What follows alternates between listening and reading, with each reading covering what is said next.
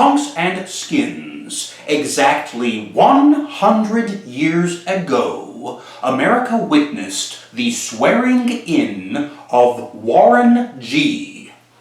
Harding, that is, to the presidency, based upon the premise of a return to normalcy. Normalcy. That idea which is so closely concomitant with complacency.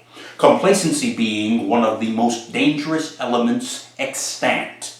And of course, over the run of that 100 years, we all saw where that complacency led.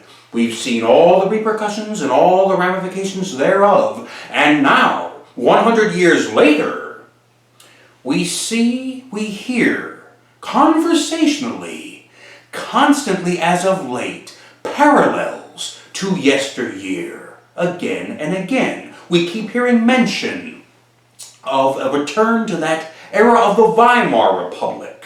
The Weimar Republic was that gray, stagnant area in between World War I and World War I Part II.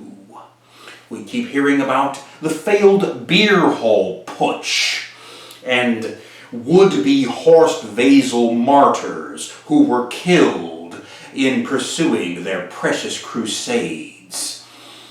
We keep hearing references to the burning of the Reichstag. The Reichstag was the German equivalent of the United States Capitol.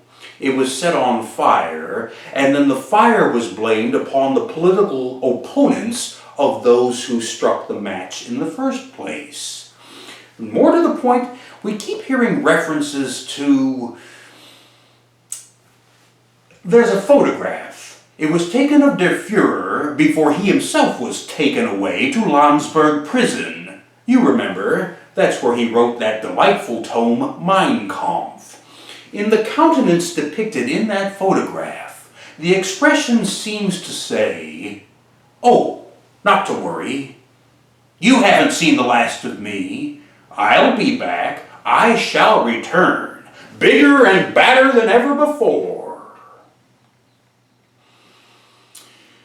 Kids, the movies, cinema, popular culture, even, God forbid, literature, these all pose that wonderful fantasy of going back in time and altering events in the past in order to alter events here and now in the present. Short of having access to a time machine, this remains a fantasy. There is, however, in this reality, something which you do have access to, something which does belong to you, something which is within your capability. And that rests in the here and the now of the present. That being the power today to alter tomorrow. You can alter future events, and you can do so now, here, in the present. This does belong to you to do.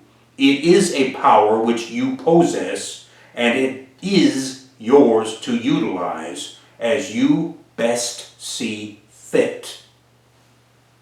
Going back to conversations, as of late one hears this term, normalize. Normalize this, normalize that, normalize everything. The more trivial, the better. Well, perhaps the best way of utilizing this concept is to normalize the idea that there never was a return to normalcy, that things never were normal, that they are not normal, and that they are not going to be normal. There can be no return to normalcy because things always were, are now, and most likely always will be abnormal. Normalize that.